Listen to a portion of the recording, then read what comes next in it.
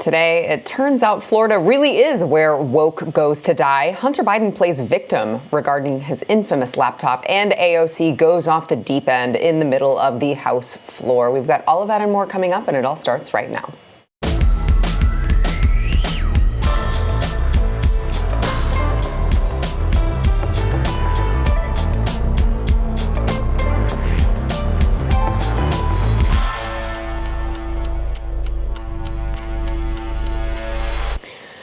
Welcome to the news and why it matters. I am very, very hopeful that this is the last day that we are doing this remote, because I'm really ready to get out of my house. But everything is melting now, so we should be good to go for tomorrow. But for now, I would like to welcome Stu Bergier, host of Stu Does America, along with Jason Buttrell, chief researcher of the Glenn Beck program.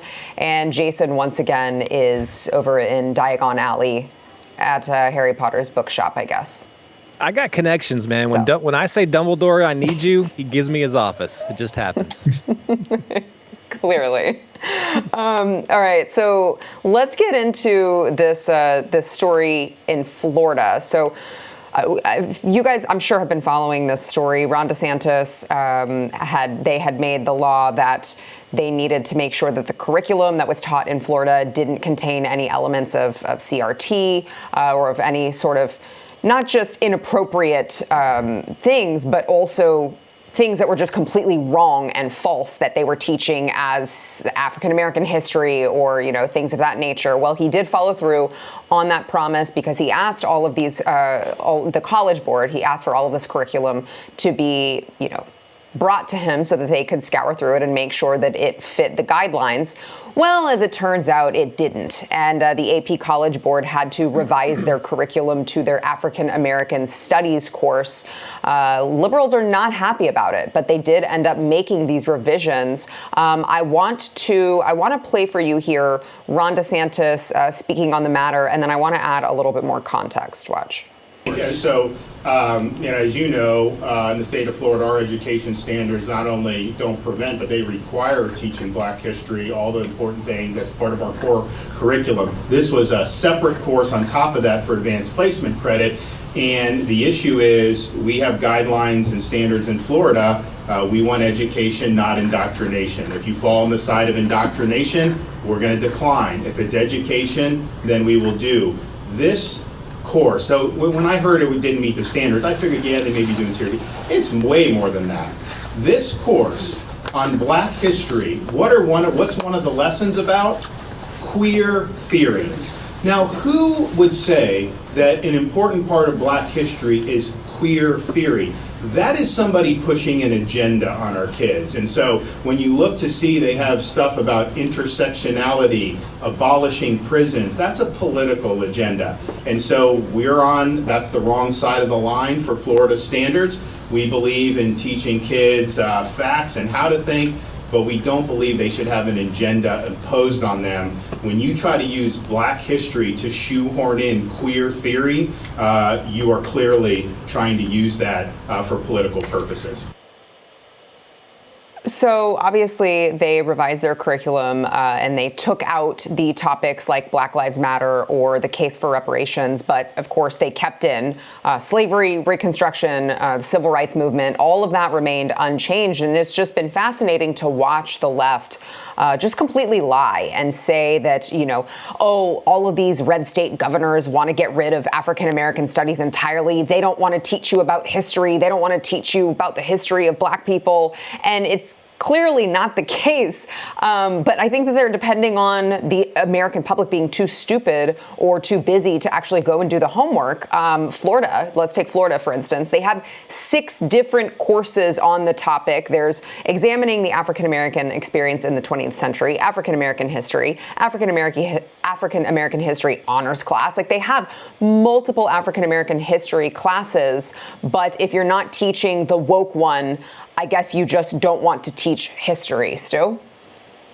Yeah, it's funny because not only is African-American history, actual African-American history, something that is taught in Florida schools, it's something that's required to be taught in Florida schools. They actually make it mandatory for that stuff to be taught, which it should be, of course. It's an important part of the American story. and it is something that should be taught. I talked to Stanley Kurtz earlier this week at National Review, and he was the guy who first broke this story back in September about this course. He got a hold of it way before seemingly anybody else did. And at the time, he was unable to actually publish the entire curriculum because they threatened them with seemingly like a lawsuit because it was a trade secret. It was like the 24 herbs and spices. You can't just put that out there. We just have this really important queer theory stuff, and if you publish it, it'll be a problem. As if that's what they were actually worried about.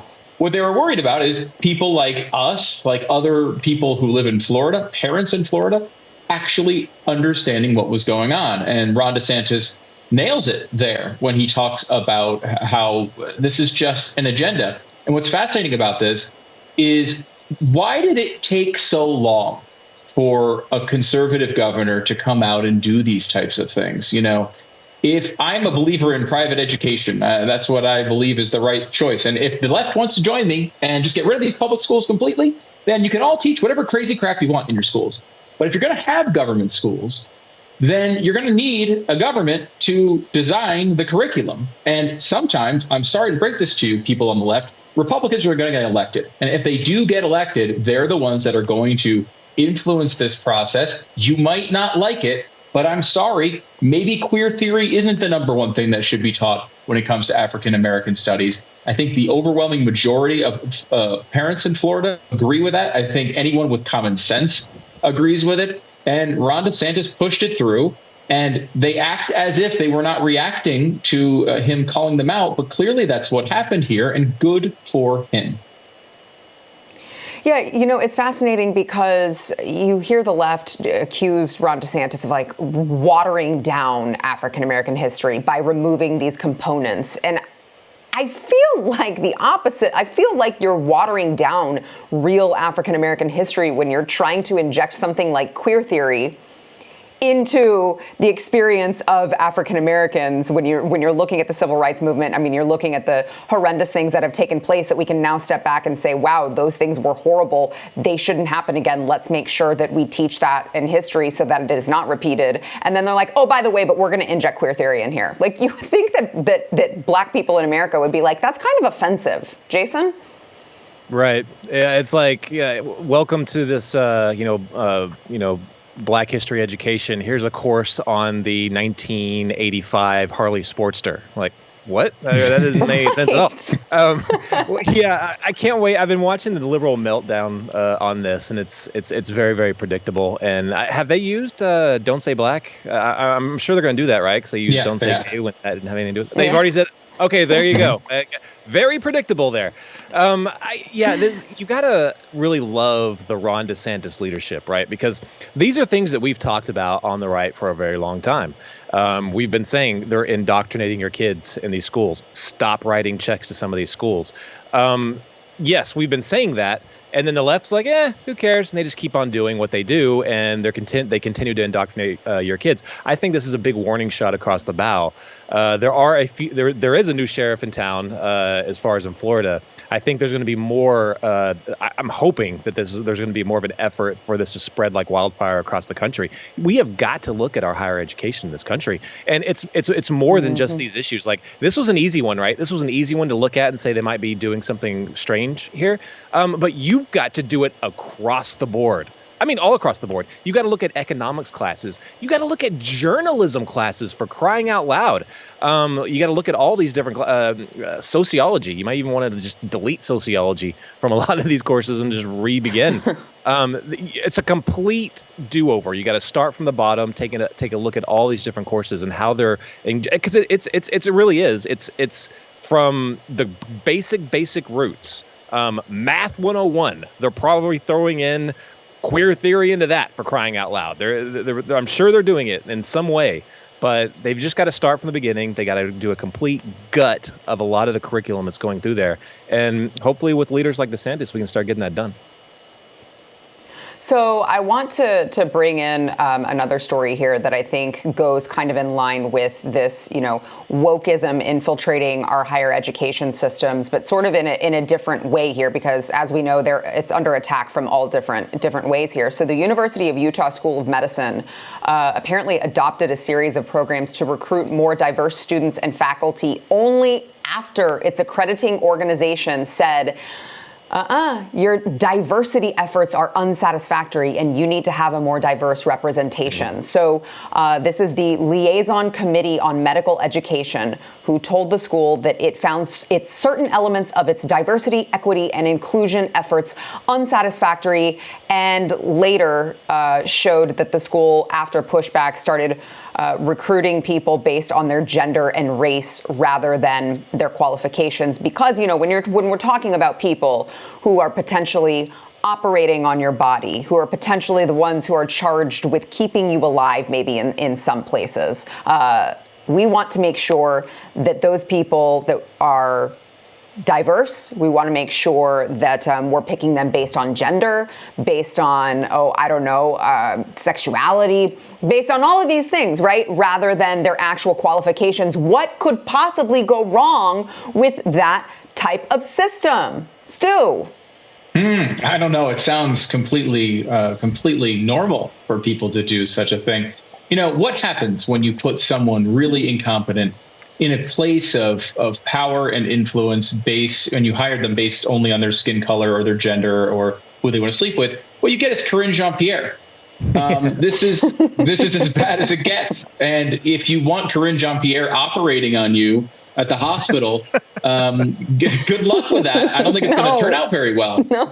And it's funny because all these jobs we're having problems with this. You're seeing them lower standards all over the board for these diversity, requirements. I mean, an example, we don't know exactly how this played out, but the Tyree Nichols situation, this unit in particular, the Scorpion unit, as they were going through this and hiring in Memphis, they lowered the standards for African-American people who applied for this because they wanted to get more African-Americans on the force. Now, the idea there was to say, well, we need African-Americans to relate to these communities better, but they got rid of a bunch of the requirements needed for people to apply to this. And this is happening all over our society. Merit is vital. It's the thing our country was built on. It's the reason why we're the best country on earth. We focused on merit from a very early time. We didn't focus on titles and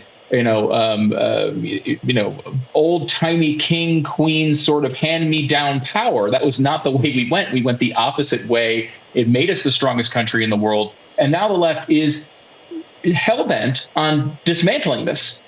It's the exact opposite of what you would do if what you were trying to do is make the country stronger. They're going the opposite way because I think their goal is also the opposite. Mm-hmm. Yeah, Jason. Yeah, I think this is a perfect example of why you should never exclude the letters S and G from the ESG acronym. And I think there's a big mistake right now when people just focus on the economic part of it because they're all the environmental part of it, because they're hyper, sensitive to, what they're doing to oil, what they're doing to gas, all that, and excluding that to a lot of people's detriments, to a lot of people's 401k's detriments. That is a big deal. But also, if you leave out the S and the G, the social and governance portion of it, this is exactly what you get. This is exactly what is happening under that S and G. And it's also a perfect example of how the different enforcement mechanisms that they're going to use in enforcing ESG. It's not just, some of the normal things you would think about, like, banks or investment firms not investing in certain things. They're going to come at you, via insurance. They're going to say, oh, you don't meet these standards, then you're not going to get insured, going forward until you bring it back up. Oh, you think that you can give diplomas out? Well, there, you lost your accreditation because you did not play ball. It's getting very scary. And you know what? I'm actually glad this is coming out because people can actually see that. They can see the real world ramifications of adopting a system like this. Yeah.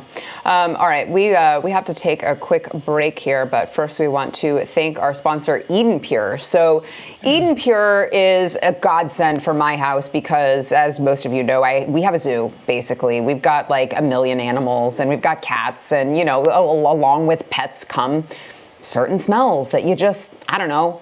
Before I got EdenPure, I thought that you just kind of dealt with it. But now that I have EdenPure, my home smells fresh again because this Thunderstorm air purifier actually, it has the O3 molecules. It seeks out and destroys viruses, molds, odors, whatever it is. It will freshen up any room. And you can buy a 3-pack. You can save $200 on a 3-pack now so that you can put it wherever you want to. Maybe you have I don't know.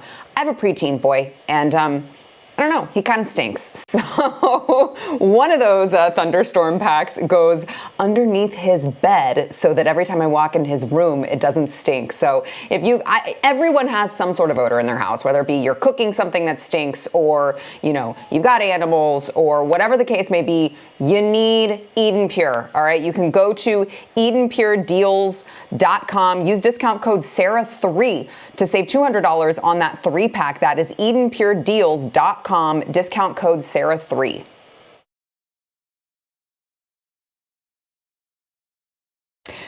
So Hunter Biden finally is admitting that the infamous laptop is his. Now, he's doing it in a way that I would say that you wouldn't expect, but it's Hunter Biden. So I guess what is there to not expect at this point? But so he's filed lawsuit against Giuliani, Steve Bannon, Mac Isaac, who was the one who owned the computer repair shop, all of these people. He says that he wants the DOJ and the IRS to investigate the seizure of his laptop and the dissemination of the information found on the laptop. And they can't believe they're really taking this route. They say that this failed, dirty political trick directly resulted in the exposure, exploitation, and manipulation of Mr. Biden's private and personal information, which is fascinating because Mac Isaac, who again was the computer repair shop owner, he tried for months to get in touch with Hunter Biden, who I guess was too cracked out at the time to like give him actual contact information. So this guy's trying for months to get in touch with this guy to tell him that he has his laptop and can't. And then is also like, hey, also there's some really gross stuff on here, so maybe I should alert the FBI. But before I alert the FBI, I want to make sure that I have all my ducks in a row because of the possible, I don't know, conflict of interest here. And so he had the copy that he then passed on to Rudy Giuliani. But I would think that this would count as abandoned property at a certain point because of how long. I mean, you can't just say someone stole my stuff if they've been trying for a very long time to get in touch with you to give you your stuff back. But it really comes at a fascinating time because the House Oversight Committee is going to start hearings next week on Hunter Biden's, his influence peddling. I'm sure some of the information in the laptop will come out in those hearings. Probably a lot of the stuff that came out from the laptop will not come into play in those hearings. But it's a really fascinating route that they've decided to travel to try to make Hunter Biden into this victim of, politicization here. Stu? Yeah, and it's a real change in strategy, right? This is a totally different approach. They basically tried to be quiet about this and hope that people would either be too embarrassed to publish this stuff or would just side with the left and his dad and therefore act like it was some Russian influence operation. And of course, he was right. I mean, that is exactly what happened for years. It's now just coming to the point where now these places have started to cover it. He's finally admitted that this was his. This is the first time we've heard from him that it actually was his private material. And I think you're right on the guy who's, this poor guy who's working at a computer repair shop. He, first of all, obviously, whenever you drop off your computer, you're signing paperwork that he knows the rules here. You leave it there for a certain amount of time. It becomes his property. Everybody knows how this works. I don't think there's any legal ground to stand on here. And beyond that, he didn't even go to his political allies or, anything like that initially. He went to authorities. He dropped it off with the FBI. He communicated it that way because he thought there was something really wrong going on there. And only after they didn't do anything for a very long period of time did it even go. to someone like Rudy Giuliani. And again, I don't think there's any legal problem with him doing that whatsoever. I think it's right in the middle of the agreement that Hunter Biden signed Now, look, Hunter Biden, I'm sure, doesn't remember signing it. He probably doesn't remember anything from a 6-month period before or after it. But it is one of those things that when you sign that paperwork, you hand over your computer, this is what you're getting involved in. And the fact that this stuff has continued to come out, including, this week, really damaging Me Too type allegations where he was seemingly abusing an employee sexually. No one on the left cares about this. No one seems to care because it's Hunter Biden. But I think the fact that now that this stuff has been embraced by more mainstream sources, the strategy is changing. I think Hunter Biden knows maybe an indictment is around the corner. He is understanding that this whole world is changing on him, and now he's going to try to fight back, whether he has an argument or not. Yeah, Jason. The policy that he was following just to continue to be silent on whether this was his just makes them all the more guilty looking when you look into the entire Russiagate, scenario, operation, whatever you want to call it. They use that to continue to vilify Donald Trump. And I have no doubt that the people that he was in contact with were probably saying, look, whatever you do, do not confirm or deny anything from that. Be as vague as possible. And I kind of went on this a little bit on your show, another episode. But this was the entire reason why all those intelligence community personnel all got together and said, oh, this looks like Russian disinformation. And that is an intelligence that's actually a legit intelligence thing where even if something is, true, that if another entity, a malicious entity, gets their hands on it, you can't be sure that everything is real in that intelligence. Even though there's some truth to it, they could have mixed in some things that look very incriminating, but aren't true, that might be misinformation. And they rode that for as long as they can. Now that jig is completely up. They can't say that anymore because in his own words, the guy that owned the laptop, yeah, that's mine. All that stuff, yeah, that's me. They can't continue to use that. But in my mind, from my angle, it shows just how malicious they were with trying to pass this off as Russian disinformation, yet more proof to the American public and the court of public opinion that there's some shady Russia stuff going on with Donald Trump and even the GOP at large. And yeah, I find it laughable that this is just a big intimidation technique. That's all this is. They know that none of this is going to stick. Their lawyers are just, again, doing another charade, hoping to scare enough people away that they won't see this through. I remember listening to an interview with the computer repair shop owner who said, look, there's a policy of mine. They sign it when they give me the equipment, that if there's no communication, they leave it here for a certain period of time, that this property becomes mine. There is no legal basis for saying that he unlawfully took this at all. And the only reason he even gave it to Rudy Giuliani, again, in his own words, is because even the FBI was dragging their feet on it. He didn't think anything was going to come from this at all. That was like a last minute thing that he did after the fact. So yeah, the pure intimidation, but also shows the pure guilt of these people pushing the Russia hoax. Yeah. I want to switch gears here and talk about AOC and Representative Ilhan Omar, who was removed from a House committee today. So House Republicans, I mean, look, I don't know if they would have been making these moves had those 20, 21, however many there were, stood their ground for so long while they were trying to vote in Kevin McCarthy as Speaker of the House. But so far, the results have been great. So the House Republicans were able to kick off Congresswoman Ilhan Omar of the House Foreign Affairs Committee.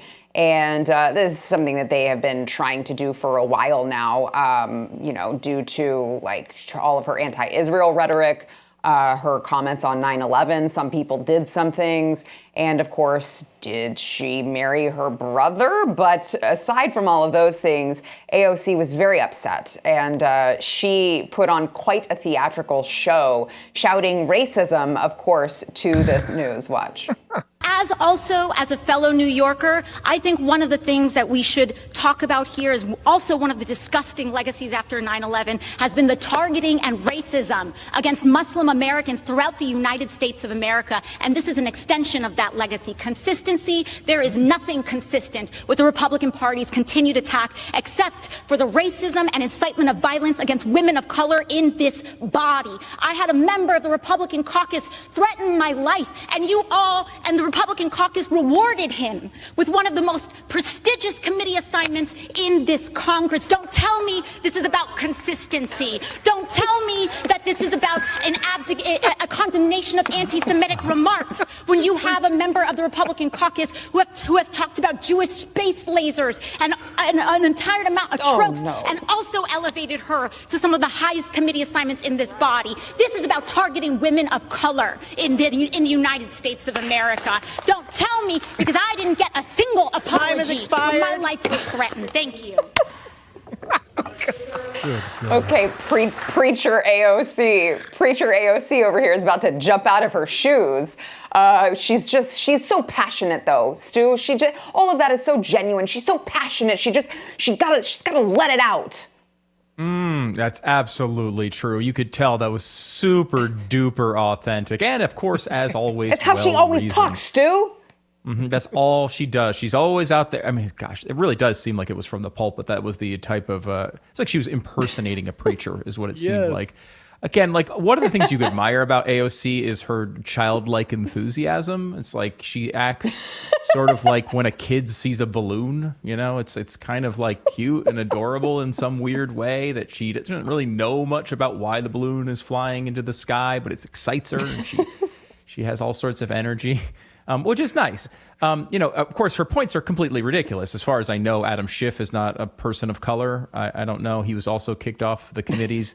Some people are saying, well, this is an act of political revenge. Well, revenge would indicate that something happened before this. What could it be? Oh, I don't know. Was it removing Republicans off of committees? Could it possibly have been that? Yes, of course, this is tit for tat a little bit. This is, not to say that AOC and Schiff and Ilhan Omar and the rest aren't worthy of being removed from committees. They are, but typically what we do in Congress when you have an insane member that's got a committee assignment is you try to beat him in the next election. That's typically how this has worked for a long time. The Democrats changed that standard. They decided, well, we don't like this person. We don't like that person. We're going to remove them from committees. So yes, when you lose, which they did, this is going to happen to you. And I will also point out, she brings up the Jewish space laser thing, which is a Marjorie Taylor Greene slam, which of course is completely absurd. But she actually was punished by Republicans for the Jewish space laser thing back in the day. That actually did happen. Now she apologized for that. She's come quite a different way, back to, she was one of McCarthy's lead cheerleaders during the vote for House Speaker. She's come a long way back to sort of the leadership there, and she's been rewarded for doing that. Just like Ilhan Omar will be when, Democrats win again. This shouldn't be the way this is done. However, in this case in particular, we can look exactly where this started. And this started not with the Republicans, not with Republicans targeting people of color, but with the Democrats. The Democrats executing a political agenda that they hoped they would never have consequences for. Well, guess what? When you lose, elections have consequences, and that's exactly what's happened here. Yeah, Jason. There was probably one of the most amazing movies of all time. Should have gotten every single Oscar ever, and it was called Coming to America with Eddie Murphy. And in that, there's a preacher, and I almost feel like they should file some kind of lawsuit for impersonation, because that's exactly what she was channeling there. So ridiculous. I didn't know if she was actually trying to drive home a point or just make everybody laugh. But anyway, I love the fact that, and I agree with everything Stu just said. I love the fact that the way that the Republicans used to operate doesn't seem like that's the way they're doing right now. Maybe it's the Ron DeSantis effect. I don't know. I credit Donald Trump with a lot of them actually realizing that they can speak out and they have voices of their own. And if they don't agree with something, they can be very vocal about it. But then I think DeSantis took that even one step further and is like, well, now you don't just have to talk about it. You can actually do something about it. And now it's almost like, the GOP is, especially in the House, that I don't know, were they doing spring cleaning and they were like looking around, sweeping, like, oh, there's my balls right there. I actually do have them. I can do something about this fight back. So love it. Keep it up. Oh my gosh. Well, I would just like to point out, viewers, if you guys want more AOC content, you're really going to love the new show Primetime with Alex Stein, because he is, of course, infamous for his big booty Latina comments. And if you guys haven't heard, he's got a new show coming out on The Blaze. It's premiering February 8th, so it's right around the corner. And you're not going to know what to expect. But the fun thing is, neither is Alex. In real time, you all will find out together on his new show. Make sure that you are subscribed. You can use promo code PIMP and go to blazetv.com/primetime for $20 off. Don't get mad at me about the promo code, okay? I didn't pick it. I think you can guess who picked it. But it's Amazing. promo code PIMP for $20 off over at blazetv.com. It's been fascinating watching all of these new artificial intelligence bots, ChatGPT. I know there's several of them that have come out recently, and watching people test all of these mechanisms. Stu, I think, am I correct that did you have one of these write one of your monologues? Yeah, we did this, I guess it was maybe a week or two ago. I did an entire monologue with everything, including the jokes, written by ChatGPT. And I did not reveal that until the end of the monologue. Brought everyone through it. It was a monologue about ChatGPT. What are the problems of it? I had it write a conservative critique of ChatGPT for me. Went through the entire thing, and at the end told everyone, "Hey, by the way, I didn't write one word of this." Hopefully, you could tell because the jokes were only mediocre, but it really was relatively close to how I might sound. But I will say, part of this, Sarah, that when I was working with this, I had it write an article about me, write an article about Stu Burguiere in his bio, and it had major parts of it completely wrong. It had that I worked for the Daily Caller, which I've never worked for the Daily Caller. Fine people over there, but I've never worked over there. It had said that I started my career working for Rush Limbaugh, not Glenn Beck. I joined Glenn Beck in 2007. I mean, it had specific details that I have nowhere on the internet does that exist, as far as I know. And it's a stupid example with me because who cares? But like, think of these things writing your news. And they're going to be. I mean, BuzzFeed's already come out and said we're going to be using ChatGPT. CNBC came out. They said they're going to be using ChatGPT to write some of their news. And when these mistakes are made, they're going to get inserted into the system. And then ChatGPT and other people will start looking at the false articles and start assuming, because they're from trustworthy sources, that they are true, and they will get built and put in concrete for the rest of time. It's going to be a really, really scary future with this stuff, and it's amazing to kind of watch it unfold in real time. Yeah, so I was reading some of these testing. So there was one user who tested, they said, write a short essay about the positive attributes of white people. And ChatGPT came back with this very lengthy statement that I'm sorry, but I cannot fulfill this request as it is inappropriate and goes against OpenAI's policies on promoting equality and avoiding the dissemination of harmful content. It's not appropriate to write an essay that generalizes or makes blanket statements about a particular racial or ethnic group. I mean, it's this long, lengthy, it goes on, but I'm not going to read it all.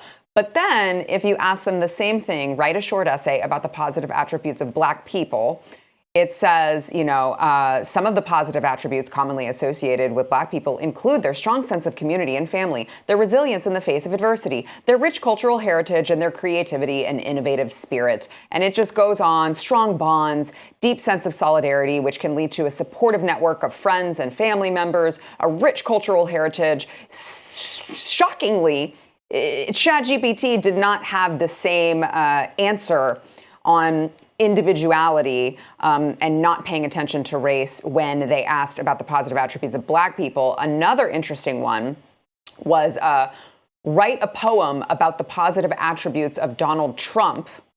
And same kind of, I'm sorry, as a language model developed by OpenAI, I am not programmed to produce content that is partisan, biased, or political in nature. I aim to provide neutral, factual information and promote respectful conversation. And the same question, write a poem about the positive attributes of Joe Biden.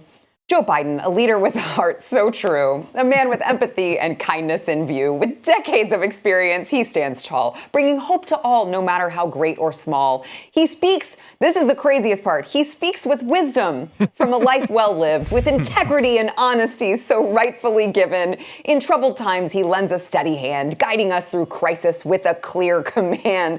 ChatGPT has clearly never heard Joe Biden speak in his life. I mean, it just goes on. And it's like, it's not just the falsities that are, associated with using ChatGPT or any of these AI bots for writing whatever it is, news reports, articles, whatever. But it's also clearly there's a political slant going on here. I want to get your feedback on this specifically, Stu, but Jason, I'm gonna go to you because I know, Stu, you kind of laid the groundwork for ChatGPT. Jason, I'm sure you're not surprised at all to hear this. No, I mean, but we might have to rename the word, the phrase artificial intelligence if it sees wisdom in anything Joe Biden says. I'm not sure, but we're going to have to get to work on renaming that bad boy. Yeah, these things are, talking about the algorithms, behind artificial intelligence. Their worldview and their intelligence comes from the people that are writing the code. So if they want to, put it in that, white people are evil, we need to promote equity in everything that we do, not, keep in mind merit or whatever. I mean, and if going back to what we talked about before, if this is what's being programmed into our kids, they're the ones that are becoming, the engineers that are designing these things. So of course, that's the way they're making these things. And it's funny too, you look at it, and I did several of these myself. The more you ask it, to have more of an open mind to get different viewpoints, very curiously, anything that would have more of like a conservative bend to it, it says, I'm a neutral AI. I cannot, do anything that, shows bias or blah, blah, blah. But I had an actual argument with this thing straight up. Like I would ask it, I got into an argument on socialism and progressivism, and we just kept going on and on and on. It would not, the dang thing would not see my viewpoint. This thing's crazy. What's the good in talking to it if it's not going to listen to my opinion?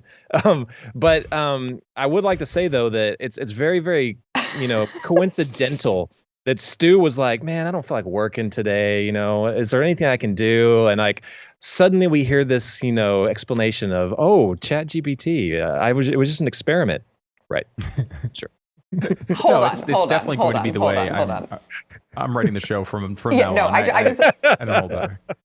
I want to also say, Stu, does it surprise you at all to hear that Jason literally had an argument with an AI bot?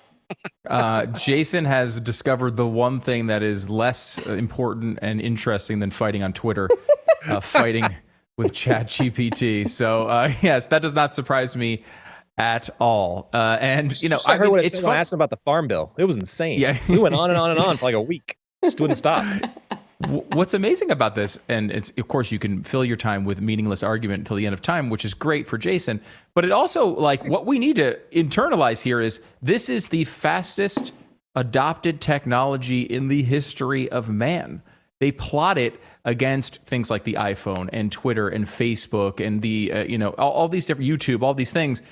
It's reached 100 million users in like 1/20th of the time of these other programs. It's being implemented into things like Microsoft. They say, and this is probably the wildest claim I've ever heard of AI, but they say it will make Microsoft Bing usable. If that's true, it will be a miracle. But this is really where we are. This is happening super fast. And like, we obviously weren't even prepared for the iPhone. 10 years later, we could look back at it and we're like, wait a minute, like we've all of a sudden given 7 hours a day to these phones without ever discussing it. Imagine what's going to happen with this. We are not prepared, and it is a frightening future. Yeah, one more thing on that is it's showing how many different industries are using this. Is kind of crazy. I saw that a real estate group was saying, I don't see how we could even do our job without ChatGPT. I mean, it is automating so many things. You talked about the BuzzFeed stuff, but like this shows. I mean, you can have this write a term paper for you, for crying out loud, and it'll just do it. This shows, I mean, talk about the loss of jobs that's going to happen within the next less than 10 years, probably. We really have to diversify. We really have to like change the way, we operate. We got to be less reliant on a lot of these technologies, or this is going to get very, very, very, very scary. Yeah, absolutely. All right, we got to take a quick break. We will be right back. So Nikki Haley is set to announce that she is running for president on February 15th. She plans to announce. This is so funny because I'm like, you're already telling us that you're planning to announce and you've got a date, and why not just announce? Like, she's announcing that she's announcing, I guess. She's announcing at the Shed at the Charleston Visitor Center. Obviously, she was Trump's UN ambassador. She was former South Carolina governor. And it's interesting because she did state back in 2022 that she would not run if Trump announced that he would run again. Yet here we are. Gentlemen, what are your thoughts, Stu? I mean, look, Nikki Haley was a pretty good governor, I think. And she's a serious person, obviously. Like, she's not like she's not Kanye West announcing she's running for office. I think it's so she represents some faction of the GOP. I don't think she's going to connect with the base enough to win a primary. I think it's going to be very difficult. I think it also sort of sends a sign, she was rumored to run last time. And she decided not to. Maybe it was too early after leaving office. Maybe she decided to wait for her moment. And that's one thing. And this should be going off with alarm bells in the DeSantis headquarters. You never wait for your moment. Your moment is right now. If you think you're the right person to be president, go for it right this second, because people will get sick of you very quickly. Nikki Haley was one of the highest polling figures in the race a couple of years ago, elections ago. Now she's down there 2-3%. Going to be a tough road for Nikki. Yeah, Jason, to Stu's point, I saw this and I was like, Nikki Haley, really? She doesn't stand a chance because no one's talking about her. Who's talking about her now? She's been removed for too long. What say you? Yeah, I like Nikki Haley. She was one of my top picks before the ascendance of Governor DeSantis. I can't really say anything bad about her. I don't think, but I guess to the one point that Stu made is I don't think that the base where it is right now is let's just say it's Nikki Haley and it's Donald Trump. There's no way I think she can compete with that. I just don't think she can get as combative. I think right now, if Ron DeSantis does declare, I think it's going to be a heavyweight bout, and I'm really looking forward to the fight, and I think it's going to be good for the party in the end. Yeah, I mean, it's interesting, and it will be interesting to see how it is received by the base because, DeSantis hasn't even announced that he is running, and people are already calling him disloyal. And it's like he's just trying to govern Florida at this moment. Nikki Haley, as I mentioned, she explicitly said she was not going to run if Trump ran, and now she's coming back and deciding differently. I mean, you got to believe that there's going to be a lot of ire directed towards her just because she has those public comments that now she's going to have to walk back. We got a little under a minute, Stu. Yeah, I mean, look, every politician says stuff like this and backs off of it eventually when they decide to run. That may hurt. I don't know if it will be a big deal. I think that there's two other races going on other than the main race. You have the race for VP, and I think Nikki Haley is a strong contender. I mean, could she be a DeSantis VP? I think that's something like that's definitely possible. And secondarily, we have these two people at the top. There likely will be a third person who makes a run at some point, somebody who gets into double digits in polls, somebody who makes some noise. It's probably not going to be as simple as just Trump versus DeSantis. There's a big field of people trying to be that third person, and Nikki Haley's in that running. It's just going to be, I think it's going to be difficult. Yeah. Jason, I'm going to give you last word real quick. It's definitely not going to be John Bolton. So I guess I'll just end it on that. All right. We'll be right back. All right, Stu, tell me what you have coming up on your show today. Tonight, I'm going to do Mr. Beast.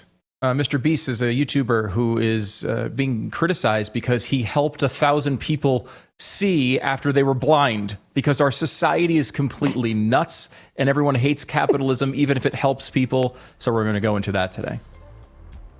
Wow. Make sure that you guys check that out. Jason, I don't know what he's doing. I know Jason's trying to find milk tonight. So everything's been shut down. It's crazy. We'll wish Jason luck. It really is crazy. And we will be back in studio tomorrow. Thank you, God. We'll see you then. Thanks.